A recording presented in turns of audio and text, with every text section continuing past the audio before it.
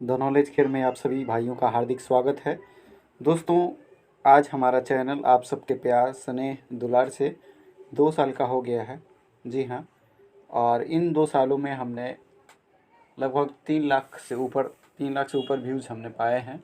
ये सब आप सबके प्यार दुलार स्नेह का नतीजा है और हम ये चाहेंगे कि आप इसी प्रकार का स्नेह इस चैनल पर बनाए रखिए। आज इस एपिसोड में हम बात करेंगे crown GK book by page series में एपिसोड नंबर 9 की चर्चा हम आगे करेंगे।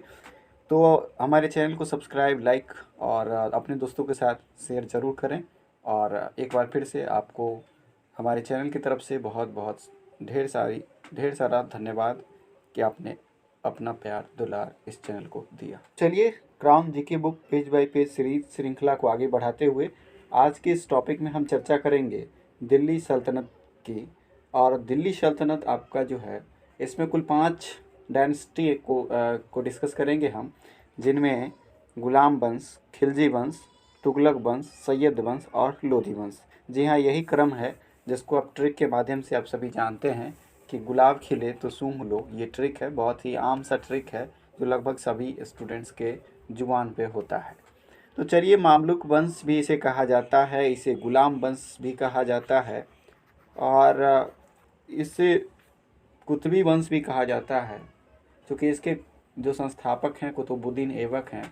और गुलाम वंश कहने का रीज़न यह है कि कुतुबुद्दीन ऐबक जो है वो मोहम्मद गौरी का गुलाम था। आपने देखा था कि दमैक नामक स्थान पर जो है कुतुबुद्दीन ऐबक की हत्या कर दी गई 1206 में, जिसके बाद कुतुबुद्दीन ऐबक का जो गुलाम था, मोहम्मद गौरी का जो गुलाम था कुतुबुद्दीन ऐबक, जिसने क्या किया, दिल्ली सल्तनत में गुलाम वंश की स्थापना करी।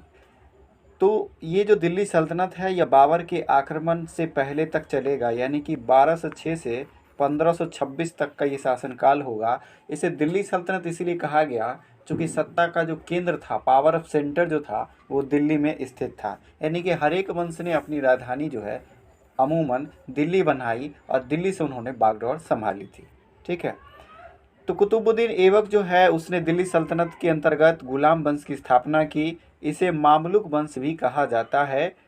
इसकी स्थापना कुतुबुद्दीन ऐबक ने 1206 में करी और ऐबक जो है वो भारत में तुर्की राज्य का संस्थापक माना जाता है। यह प्रश्न पूछा जा सकता है कि भारत में तुर्की वंश का या तुर्की साम्राज्य का संस्थापक किसे कहा जाता है, तो यह कुतुबुद्दीन ऐबक को कहा जाता है। कुतुबुद्दीन ऐबक का राज्याभिषेक जून 1206 में हुआ था और उसने शुरुआत में अपनी राजधानी जो है वो लाहौर में बनाई थी। कहाँ राजधानी बनाई थी? लाहौर में बनाई थी। बाद में इल्तुतमिश ने इसको ट्रांसफ़र करके दिल्ली कर दिया था।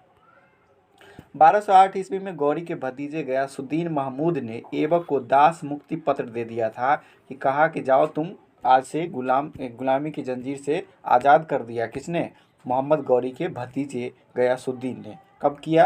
1208 में। तो यह भी पूछा जा सकता है कि कुतुबुद्दीन ऐबक को दास मुक्ति कब मिला, तो यह 1208 में मिला। ऐबक ने न तो अपने नाम का खुतबा पढ़ा, ठीक है, और न ही अपने नाम का सिक्का जारी करवाया, क्योंकि वह जानता था कि मैं किसी न किसी का गुलाम हूँ और उसी के अधीन रहकर मैं शासन कर रहा हूँ। इसलिए वह अपने आप को पूर्ण रूप से शासक नहीं मानता था। वह लाखों में दान किया करता था, इसीलिए उसे लाख बख्श भी कहा जाता था। यह भी प्रश्न कई बार पूछा गया कि लाख बख्श की उपाधि किसे दी गई है, तो कुतुबुद्दीन ऐबक को लाख बख्श कहा जाता है। ऐबक के दरबार में हसन निजामी एवं फ़ख ए मुदब्बिर रहते थे। ऐबक ने सूफी संत ख्वाजा कुतुबुद्दीन बख्तियार काकी की याद में दिल्ली में कुतुब मीनार का निर्माण करवाया, जिसे इल्तुतमिश ने पूरा करवाया था और फिरोज शाह तुगलक ने उसका डेंटिंग पेंटिंग या ऊपरी जो मंजिल है जो झड़ गया था तरित या झंझावात के कारण, उसको रिपेयर करवाया था।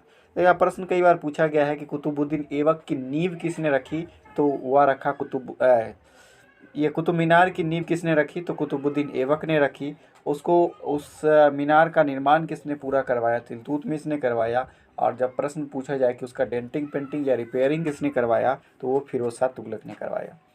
उसने दिल्ली में कुब्बत उल इस्लाम और अजमेर में 2.5 दिन का झोपड़ा नामक मस्जिद बनवाया था। आपको याद होगा कि जो 2.5 दिन का झोपड़ा है वह पहले संस्कृत विद्यालय हुआ करता था, जिस पर आज भी संस्कृत में श्लोक जो हैं वो उत्कीर्ण हैं। उसे तोड़कर उसने या उसे कब्जा कर कर कुतुबुद्दीन ऐबक ने वहाँ पर 2.5 दिन का झोपड़ा बनाया। 1210 ईस्वी में चौगान खेलते समय यानी पोलो खेलते समय लाहौर में कुतुबुद्दीन ऐबक की मृत्यु हो जाती है घोड़े से गिरकर। कुतुबुद्दीन ऐबक के मरने के बाद उसका जो बेटा था आराम शाह, वह लाहौर की गद्दी पर बैठता है। तो कई बार एग्ज़ाम यहाँ पर भी बुक में इसकी चर्चा, आराम शाह की चर्चा नहीं की गई है आगे, बस इतना बताया गया है। तो ऑर्डर जब पूछा जाता है तो सबसे पहले कुतुबुद्दीन ऐबक आया, उसके जस्ट बाद हम आराम शाह का नाम लेंगे, उसके बाद ही इल्तुतमिश की चर्चा होगी। ठीक है, अगर ऑर्डर में पूछा जाए तो। हालांकि वह महत्वपूर्ण शासक नहीं रहा, नाम से ही स्पष्ट है, आराम शाह नाम भी था, और 1 साल ही वह गद्दी पर बैठ सका और अपने क्या कह सकते हैं गुलाम के द्वारा, यानी उसका भी गुलाम था इल्तुतमिश, कुतुबुद्दीन ऐबक का ही गुलाम था इल्तुतमिश, जिसके द्वारा आराम शाह की हत्या कर दी गई और इल्तुतमिश राजा बन गया। इल्तुतमिश का जो शासनकाल है, यहाँ से शासन पीरियड भी हमको याद रखना है। अभी तक हमने प्राचीन भारत के इतिहास देखे और उत्तर मध्यकाल भी देखा, वहाँ उतना इम्पोर्टेंट नहीं था कालक्रम, लेकिन यहाँ पर इम्पोर्टेंट है। ये 1206 से 1210 जो है वो कुतुबुद्दीन ऐबक का काल रहा, जिसमें 1206 में उसने स्थापना की, 1208 में उसको दास मुक्ति पत्र मिल गया गयासुद्दीन से, ठीक है, जो कि आपका मोहम्मद गौरी का भतीजा था। 1210 में उसकी मौत हो जाती है चौगान खेलते समय। ठीक है, तो 1 साल के लिए बीच में जो है आराम शाह शासक बना। फिर इल्तुतमिश की चर्चा आ रही है, तो इल्तुतमिश जो है वो ऐबक ने इल्तुतमिश को अनहिलवार युद्ध के दौरान ही खरीदा था, इसलिए वह किसका गुलाम है, तो इल्तुतमिश कुतुबुद्दीन ऐबक का गुलाम भी था और दामाद भी था। ठीक है, ये परंपरा अजीब परंपरा थी कि पहले गुलाम बनाते थे, फिर बाद में दामाद बनाते थे, फिर वह शासक बन जाता था। ये इस तरह का खिचड़ी वाली परंपरा चल रही थी। इल्तुतमिश शमसी वंश का था, इलवारी तुर्क था वह। ठीक है, तुर्क साम्राज्य का संस्थापक कुतुबुद्दीन ऐबक को तो माना ही जाता है। वस्तुतः इल्तुतमिश दिल्ली का वैधानिक सुल्तान था। वैधानिक मतलब लीगल रूप से सुल्तान था। उसने सुल्तान के पद की स्वीकृति जो है गौड़ के किसी शासक, चूँकि आप जानते हैं कि कुतुबुद्दीन ऐबक जो है वो मोहम्मद गौरी का गुलाम था, यानी कि गौरी के अधीन वह शासन कर रहा था, इसीलिए ना ही वह खुतबा पढ़वाया और ना ही सिक्के चलाए अपने नाम के। लेकिन जब इल्तुतमिश शासक बना तो वह गौड़ वंश के शासक से शासन नहीं लिया, उससे सुल्तान की पद नहीं ली, बल्कि उसने खलीफा से लीगली, तुर्की के जो खलीफा होते थे उनसे अगर किसी को सुल्तान की उपाधि मिल जाती थी तो उसे लीगल सर्टिफाइड किंग कहा जाता था। ठीक है, यानी कि सर्टिफाइड शासक के रूप में वो जाने जाते थे। उसने दिल्ली की गद्दी के दावेदार ताजुद्दीन यल्दौज और नसरुद्दीन कुवाचा को समाप्त किया। ये स्वाभाविक रूप से होंगे दावेदार, चूँकि इल्तुतमिश जो था वो कुतुबुद्दीन ऐबक का गुलाम था और उसका दामाद था। बट कुतुबुद्दीन ऐबक के मरने के बाद शासक कौन बना, आराम शाह बना। तो आराम शाह के अपदस्थ कर देने के बाद, यानी उसे हटा देने के बाद, उसे मार देने के बाद कोई ना कोई होगा जो गद्दी की दावेदारी पेश किया होगा। तो उसमें ताजुद्दीन यल्दौज और नासिरुद्दीन कुबाचा थे, जिसको उसने दबाया, उसके विद्रोह को इल्तुतमिश ने दबाया। अब इल्तुतमिश ने जो राजधानी है वो अपनी राजधानी दिल्ली ले आया और अपने नाम के सिक्के चलवाए, चूँकि यह जो है लीगल सर्टिफाइड रूलर बन गया। ठीक है, दिल्ली सल्तनत का। उसने 40 गुलाम सरदारों के गुट का संगठन किया। यह प्रश्न कई बार पूछा जाता है कि तुर्क के चहलगान की स्थापना किसने करी, तो ये इल्तुतमिश ने किया, जबकि इसका अंत या विनाश पूछा जाए तो वो बलबन ने किया था, क्योंकि बलबन भी इसी में से शामिल था, तुर्क के चहलगान संगठन में ही। इल्तुतमिश की दूरदर्शिता के कारण तुर्क राज्य मंगोल आक्रमण से बचा रहा। ठीक है, इसका क्या कहते हैं डिस्टेंट विजन था, मंगोलों के आक्रमण से बचने के लिए इसने उसको शरण नहीं दिया था। ठीक है, उसने एकता व्यवस्था लागू की और 1226 ईस्वी में बंगाल को जीतकर उसने दिल्ली सल्तनत का एकता बनाया। ठीक है, एकता प्रणाली की शुरुआत किसने किया, तो यह इल्तुतमिश के द्वारा किया गया। कई बार पूछा जाता है कि जब्ती प्रणाली की शुरुआत तो वो अकबर के द्वारा किया गया था। ठीक है, तो इल्तुतमिश के द्वारा एकता प्रणाली की शुरुआत 1226 में करी गई और उसने दिल्ली सल्तनत का एकता जो है वो बनाया, उसको सूबों में बांट दिया। इल्तुतमिश ने 1226 ईस्वी में ही रणथंभौर पर विजय प्राप्त कर ली और परमारों की राजधानी मंदौर पर अधिकार कर लिया। ठीक है, 1226 में रणथंभौर पर भी विजय प्राप्त कर लिया था। उसने शुद्ध अरबी सिक्के चलाए, जिसमें चांदी का टंका और तांबे का जीतल। यह पॉइंट काफ़ी महत्वपूर्ण है कि चांदी का टंका होता था और तांबे का जीतल होता था। कई बार मिलान करने में उल्टा पुल्टा दे दिया जाता है, तो याद रखिएगा कि चांदी टंगा होता था, ठीक है, और तांबे का जीतल होता था, ठीक है। इल्तुतमिश की सेना हस्म ए कल्ब या कल्ब ए सुल्तानी कहलाती थी। इल्तुतमिश ने कुतुब मीनार के निर्माण कार्य को पूरा करवाया था। उसे मकबरा निर्माण शैली का जन्मदाता भी कहा जाता है, ठीक है। इल्तुतमिश को मकबरा निर्माण शैली का जन्मदाता कहा जाता है। इसने कुतुब मीनार का निर्माण कंप्लीट करवाया था, जो बच गया था कुतुबुद्दीन ऐबक से, उसको पूरा करवाया था। उसने दिल्ली में स्वयं का मकबरा भी बनवाया था, खुद का मकबरा बनवाया था। उसने बदायूं में हौज ए खास शमसी इंदरगाह ईदगाह का भी निर्माण कराया था। इल्तुतमिश जो था वो शमसी वंश से था, और वह, ठीक है, शमसी वंश से रिलेटेड था और तुर्क भी था वह। मिनहाजुस सिराज इल्तुतमिश का दरबारी लेखक था। मिनहाजुस सिराज इसकी पुस्तक है। तबकात ए नासिरी काफ़ी फेमस पुस्तक है, कई बार पूछा गया है प्रश्न। तबकात ए नासिरी के लेखक मिनहाजुस सिराज हैं, जो किसके दरबार में रहते थे? इल्तुतमिश के दरबार में। 1236 ईस्वी में बमियान के विरुद्ध अभियान पर इल्तुतमिश बीमार पड़ गया, जिसके कारण उसे दिल्ली वापस आना पड़ा, जहां अप्रैल 1236 ईस्वी में ही उसका निधन हो गया। और दिल्ली में उसी के द्वारा कितना अच्छा शासक था, जो मरने से पहले ही अपना मकबरा बनवा चुका था, तो उसी मकबरे में इसको दफनाया गया जिस मकबरे को इसने बनाया था। मकबरा की निर्माण शैली का इसे जन्मदाता कहा जाता है। दिल्ली सल्तनत का इसे वास्तविक संस्थापक कहा जाता है, चूँकि दिल्ली को इसी ने राजधानी बनाई। कुतुबुद्दीन ऐबक ने तो लाहौर राजधानी बनाई थी, और इल्तुतमिश ने ही अपने नाम का सिक्का भी चलवाया, ठीक है। तो ये सब काम इल्तुतमिश के द्वारा करवाया गया। तुर्क सरदारों ने सुल्तान से शासन के अधिकार छीनकर नायब ए ममलिकात को सौंप दिए। यह पद एतगीन को दिया गया, ठीक है। नायब ए ममलिकात किसको बनाया गया? एतगीन को बनाया गया। 1241 ईस्वी में जब मंगोलों ने पंजाब पर आक्रमण किया, तब तुर्की सरदारों ने बगावत कर बहराम शाह को बंदी बना लिया और 1242 ईस्वी में उसकी हत्या कर दी गई। तो अभी तक जो ऑर्डर रहा शासक का गुलाम वंश में, वो रहा आपका कुतुबुद्दीन ऐबक, ठीक है। उसके बाद रहा आपका आराम शाह, ठीक है। उसके बाद रहा इल्तुतमिश, और बीच में इल्तुतमिश के बाद आ गया बहराम शाह, ठीक है, बहराम शाह। ये यहाँ तक शासक रहा। तो बहराम शाह की हत्या करने के बाद 1242 में उसकी हत्या कर दी गई।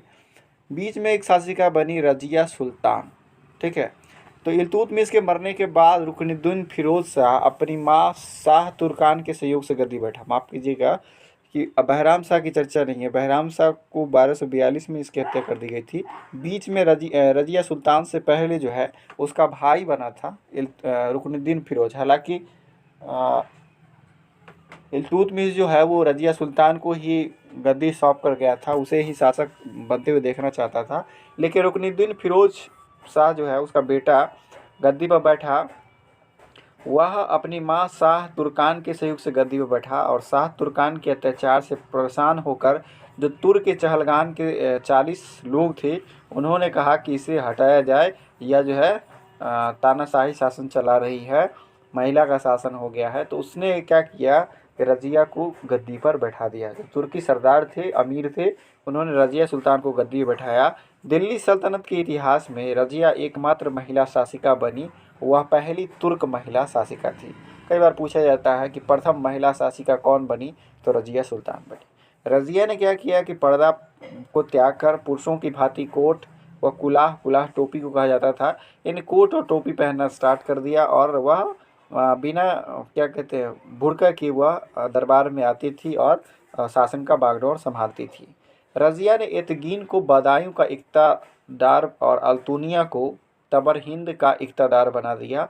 तबर हिंद भटिंडा को कहा जाता था, वहाँ भटिंडा का इक़्तिदार जो है वो अल्तुनिया को बना दिया, चूँकि इक़्ता प्रणाली जो है वो इल्तुतमिश के द्वारा लाई गई थी।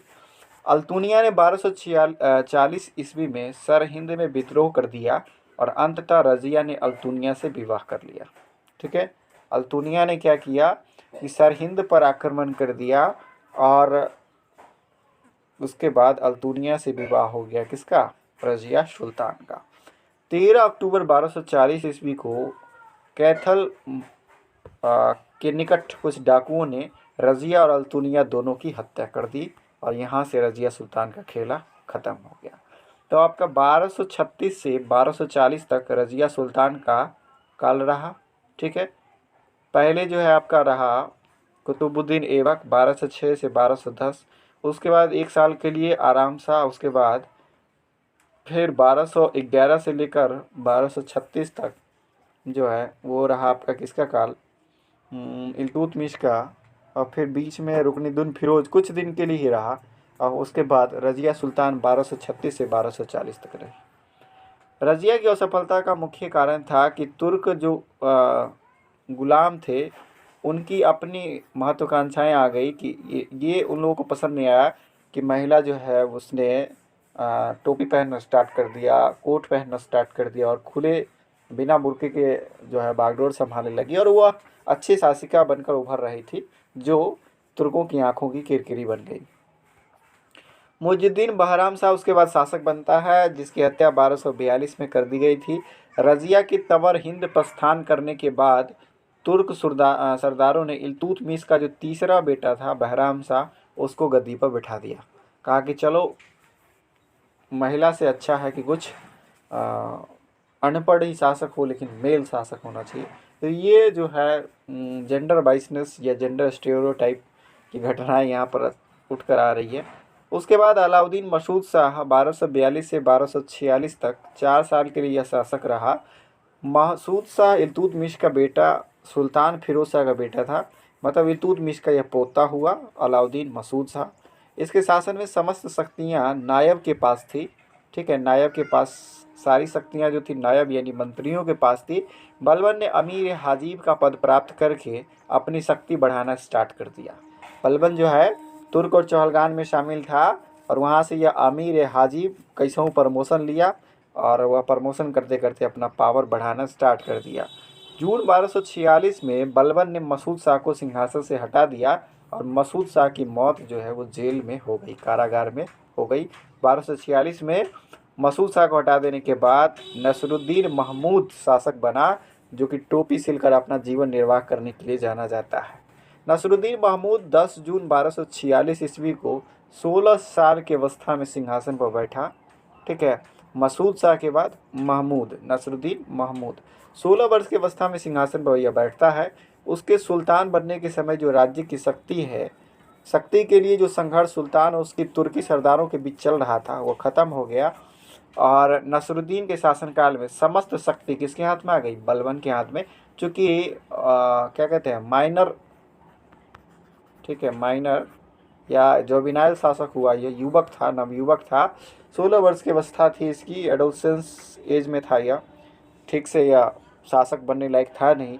तो जो संपूर्ण शक्ति थी, चूँकि अमीर हाजिब तक पहुंच चुका था बलबन, तो बलबन ने ही हटाया था मसूद शाह को। उसके बाद शक्ति की जो संपूर्ण बागडोर है वो बलबन के हाथ में आ गई।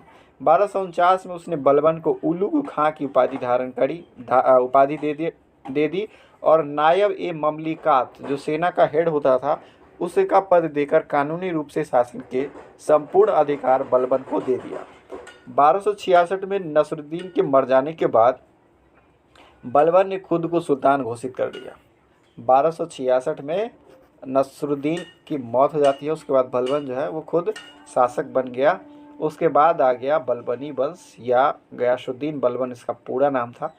तो ये जो आपका नसरुद्दीन महमूद है, यह 20 साल तक किसी तरह शासक रहा, 16 वर्ष की अवस्था में शासक बना और 36 की उम्र तक निकल पड़ा।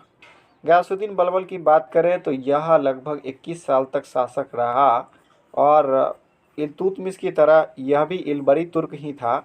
उसने 20 वर्ष तक वजीर की हैसियत से और 22 वर्ष तक सुल्तान के रूप में शासन किया। 20 साल तक तो जब यह नसरुद्दीन महमूद जब शासक था तो उसके समय यह वजीर रहा, नायब ममलिकात के पद पर था, तो वजीर यानी प्रधानमंत्री की हैसियत से रहा। 22 साल तो यह खुद शासक रहा। रज़िया के समय बलबन अमीर शिकार के पद पर था।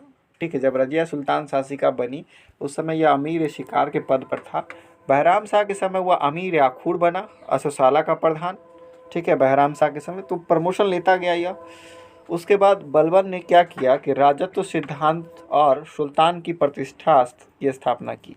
कई बार यह भी प्रश्न पूछा गया है कि राजत्व के सिद्धांत का प्रतिपादन किसने किया, तो वह बलबन ने किया। इसके हिसाब से पहला यह जो राजत्व सिद्धांत था इसके अंतर्गत पहला ये विशेषता थी, यह सुल्तान का पद जो है ईश्वर के द्वारा प्रदान किया होता है, यह इसका मत था। यह अपना एक मोटो जारी कर दिया कि सुल्तान का जो पद है ऐसे नहीं मिलता है, ये भगवान का दिया हुआ है, ईश्वर का दिया हुआ पद है। दूसरा, इसने सुल्तान का निरंकुश होना आवश्यक बताया है। इसने कहा कि सुल्तान अगर लचीला हो जाए तो काम नहीं चलेगा, इसलिए सुल्तान को क्या होना चाहिए, निरंकुश होना चाहिए।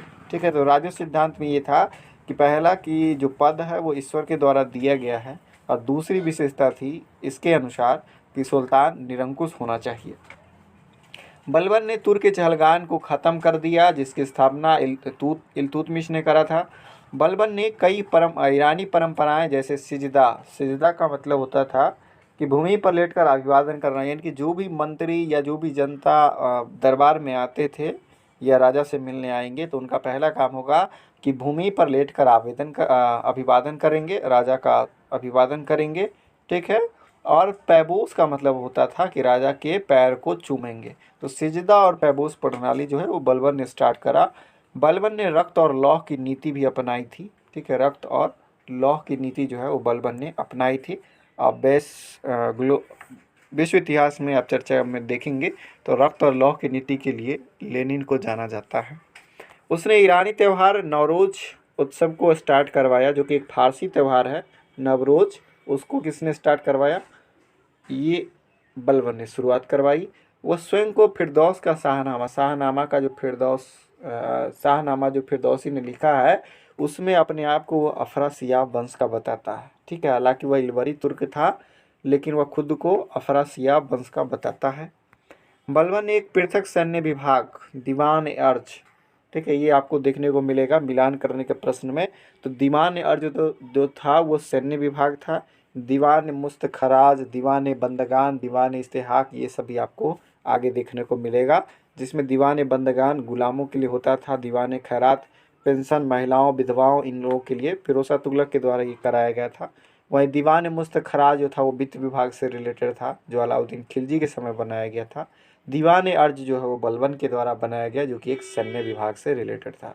तो मिलान करने के प्रश्न में यह प्रश्न कई बार पूछा जाता है।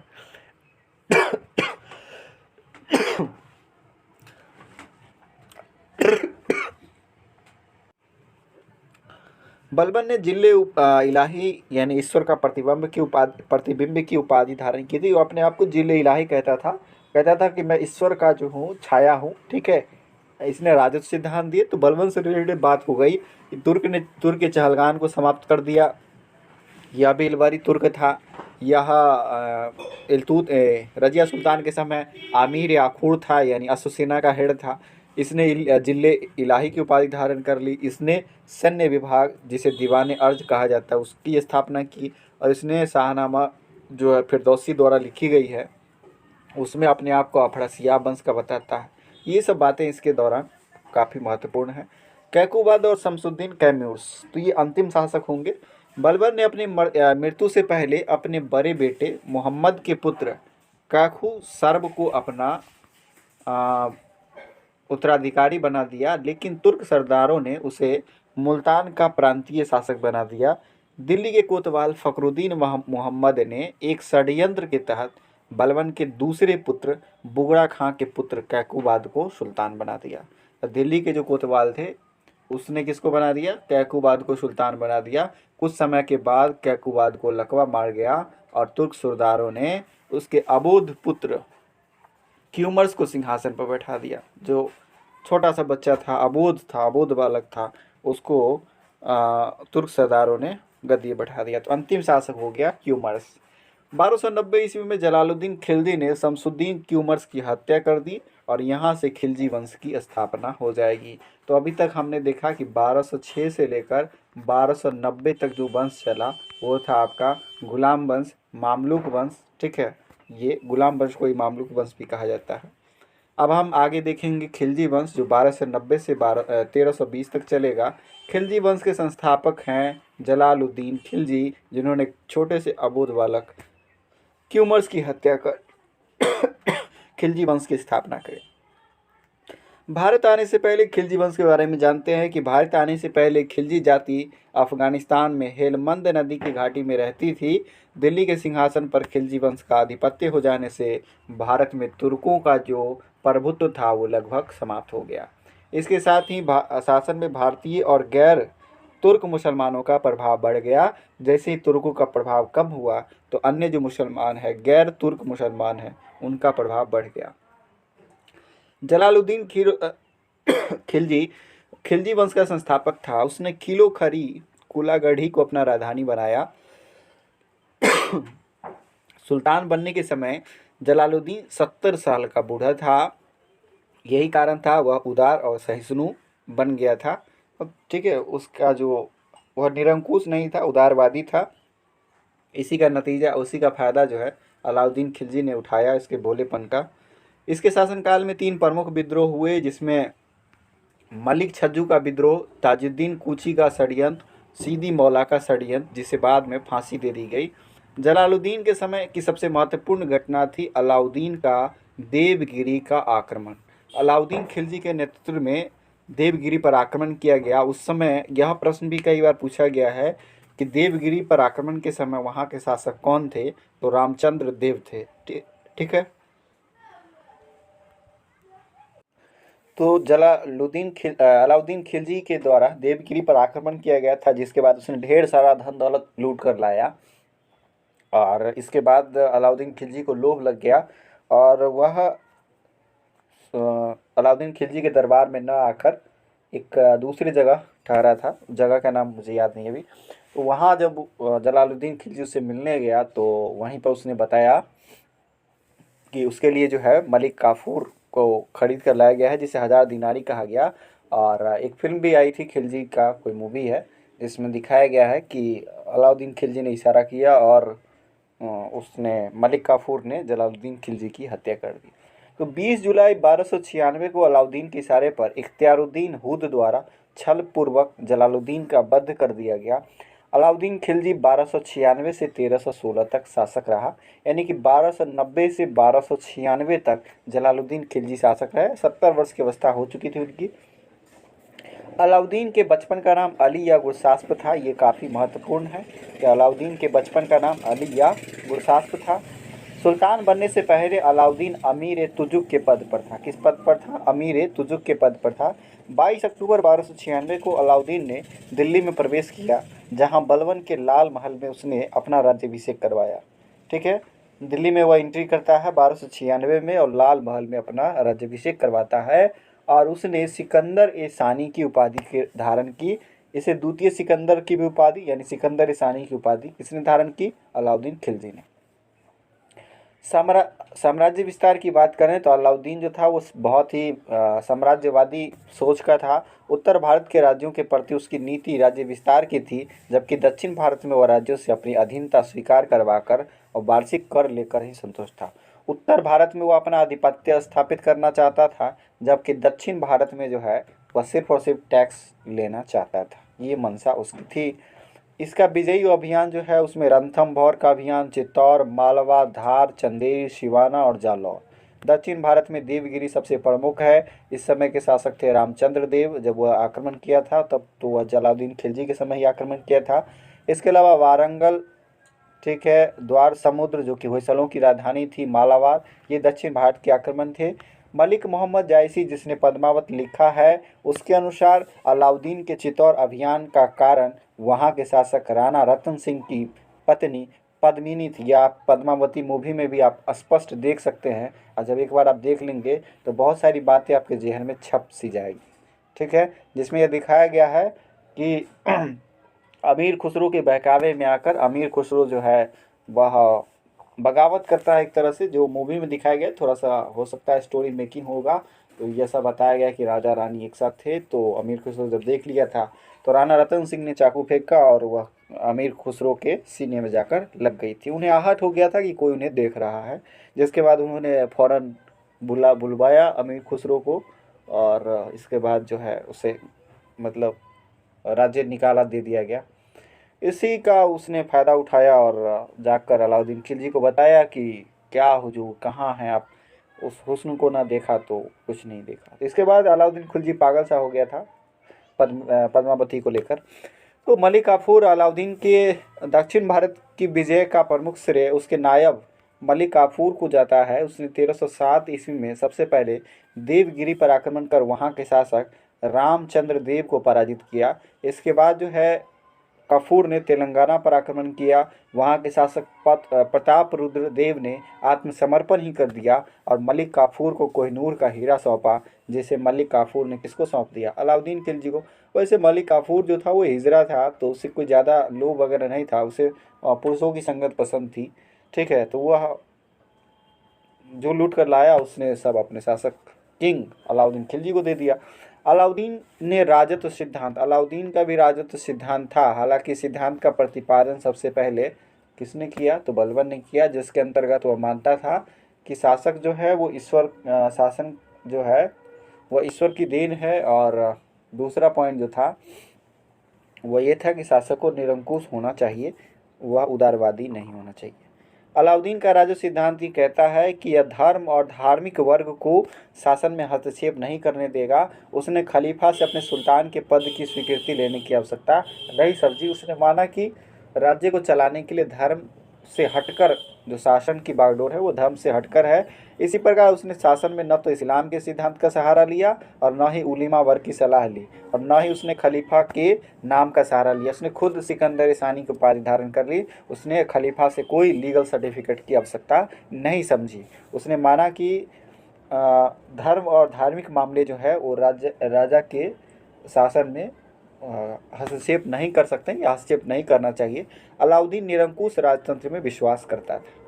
प्रशासनिक व्यवस्था अलाउद्दीन की व्यक्ति की योग्यता पर बल देता था। वह व्यक्ति का जो योग्यता है उस पर बल देता था, न कि वंशवाद पे, जातिवाद पे। ठीक है, या उच्च कोटि के कोई हैं तो उसी को कुछ बनाया जाए, उस पर वह निर्भर नहीं था। वह जिस व्यक्ति में जो क्वालिटी होती थी उसके आधार पर वह जॉब देता था, इस तरह की बात कह सकते हैं।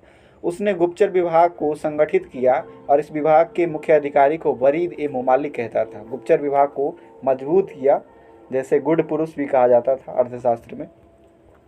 अलाउद्दीन का मंत्रिपरिषद दीवान वजारत, वजीर या मुख्यमंत्री, दीवान इंसा शाही आदेश को पालन करवाने के लिए दीवान इंसा। ठीक है, दीवान अर्ज सैन्य मंत्री। दीवान अर्ज की स्थापना तो बलबन ने ही कर दी थी, तो आरिज कहा जाता था मंत्री को, और विभाग था दीवान अर्ज। दीवान रसालत विदेश विभाग को संभालता था। अब राजस्व कर और लगान व्यवस्था कैसी थी? अलाउद्दीन के समय वह 1/2 भाग लेता था, 50-50 लेता था। वह पहला सुल्तान था जो भूमि को माप कर लगान वसूल करना स्टार्ट किया था, कि वह पहले ज़मीन नाप लेता था, उसके आधार पर लेता था। ऐसे नहीं अनुमान के आधार पर नहीं, ज़मीन की नापी करवाता था, उसके आधार पर वह टैक्स वसूलता था। इसके लिए बिस्वा को एक इकाई के रूप में लिया। वह लगान को गल्ले के रूप में लेना पसंद करता था। अलाउद्दीन ने 2 नए कर लगा दिए, एक मकान कर जिसे घड़ई कहा जाता था, और एक चराई कर कहा जाता था, चराई कर जिसे चढ़ई कहा जाता था। तो घड़ई और चरई जो है ये अलाउद्दीन के द्वारा लाया गया। घड़ई में हो गया घर का कर, होम टैक्स, ठीक है, और चराई कर हो गया ग्रेजिंग टैक्स। ठीक है, चराई कर। अपनी व्यवस्था को लागू करने के लिए अलाउद्दीन ने एक पृथक विभाग दीवान मुस्तखराज, जिसे वित्त विभाग कहा जाता है, दीवान मुस्तखराज की स्थापना अलाउद्दीन खिलजी के द्वारा की गई। खालसा भूमि, इस भूमि से लगान राज्य वसूला जाता था। ठीक है, सुल्तान की ज़मीन होती थी, या सरकारी ज़मीन कह सकते हैं इसको। सैनिक व्यवस्था, अलाउद्दीन ने केंद्र में एक बड़ी और अस्थायी सेना रखी। तो अस्थायी सेना रखने का जो प्रावधान है वो अलाउद्दीन खिलजी के द्वारा किया गया, और वह नगद वेतन देता था, तो इसके लिए वो जाना जाता है। तो पहला काम इसने कि भूमि को नाप कर लगान वसूलने की परंपरा स्टार्ट की, इसके लिए वो पहला शासक है।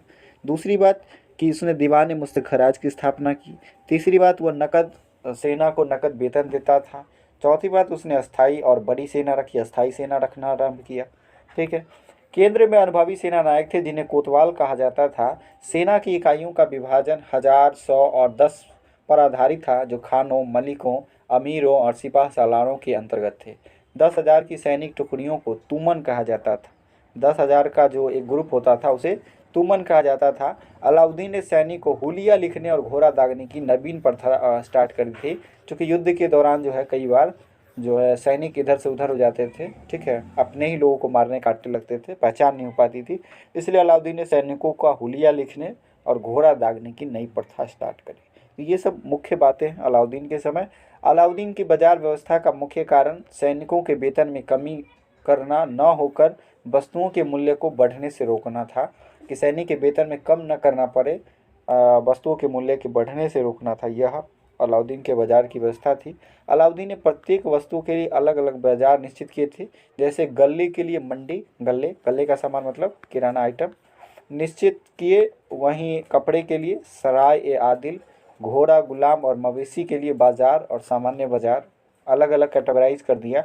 सभी व्यापारियों को सहना ए मंडी के दफ्तर में अपने आप को रजिस्टर्ड करवाना पड़ता था, यानी कि कंपनियां जो होती थी, व्यापारी जो होते थे रजिस्टर्ड होते थे, ठीक है, रजिस्ट्रेशन लेना पड़ता था। केवल रजिस्टर्ड व्यापारी ही किसानों से गल्ला खरीद सकते थे। सट्टेबाजी, चोर बाजारी, कानून को भंग करने वालों को कठोर दंड दिया जाता था। दीवान इसके समय जो बाजार नियंत्रण के लिए जो प्रणाली बनाई गई थी उसमें सहना ए मंडी बाजार अधीक्षक हुआ करते थे। दीवान ए रियासत बाजार पर कंट्रोल रखते थे। सराय ए आदिल न्याय के लिए, बरीद ए मंडी बाजार के निरीक्षक को कहा जाता था।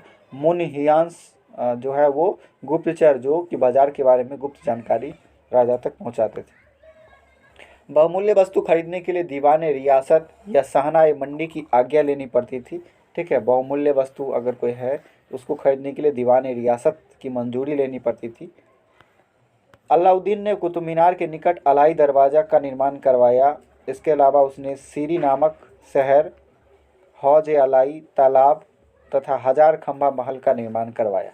सीरी का किला, हौज ए अलाई, हजार खंभा महल, ठीक है, अलाई दरवाज़ा, इसका निर्माण अलाउद्दीन के द्वारा करवाया गया। इसने डाक व्यवस्था लागू की। उसका अंतिम अधिनियम परवाना नवीस यानी कि परमिट देने वाले अधिकारी की नियुक्ति थी, ठीक है। अंतिम अधिनियम जो था, अंतिम एक्ट जो लाया था। अलाउद्दीन ने खुम्स यानी कि लूट के माल के हिस्से को 4/5 कर दिया था। 4/5 भाग पर राज्य का नियंत्रण और 1/5 भाग पर सैनिकों का नियंत्रण कर दिया था। वहीं जलालुद्दीन खिलजी के समय यह ठीक उल्टा था, 1/5 और 4/5 था, जिससे लोभ लग गया था अलाउद्दीन खिलजी को। लेकिन अलाउद्दीन खिलजी ने खुद जब सत्ता संभाली तो उसने खुद इसको उल्टा कर दिया कि लूट के माल में राजा का हिस्सा 4/5 और लूटने वाले का हिस्सा 1/5। अलाउद्दीन की मृत्यु 5 जनवरी 1316 को हो गई। इस प्रकार 20 साल तक यह शासक रहा। 1290 से 1296 तक रहे जलालुद्दीन खिलजी और 1296 से 1316 तक अलाउद्दीन खिलजी रहा। इसके बाद शासक बना कुतुबुद्दीन मुबारक शाह खिलजी, जो 4 साल तक शासक रहा, 1316 से 1320 तक। इसने खुद को खलीफा घोषित कर लिया और ऐसा घोषित करने वाला वह पहला सुल्तान था। तो वह पहला सुल्तान कौन था जिसने खुद को खलीफा घोषित कर लिया? यह था कुतुबुद्दीन मुबारक शाह खिलजी। उसने उसे जो है नग्न स्त्री पुरुष की संगत पसंद थी, रंगीला टाइप का था यह। मुबारक शाह के बाद नसीरुद्दीन खुसरो शाह 15 अप्रैल से 7 सितंबर 1320 ईस्वी तक शासक बना। वह प्रथम भारतीय मुसलमान था जो दिल्ली का सुल्तान बना था। कौन? नसीरुद्दीन खुसरो शाह, ठीक है। तो आज के एपिसोड में इतना ही। आज हमने खिलजी वंश तक देखा। अगले एपिसोड में हम देखेंगे सैयद, लोदी और तुगलक वंश की चर्चा करेंगे।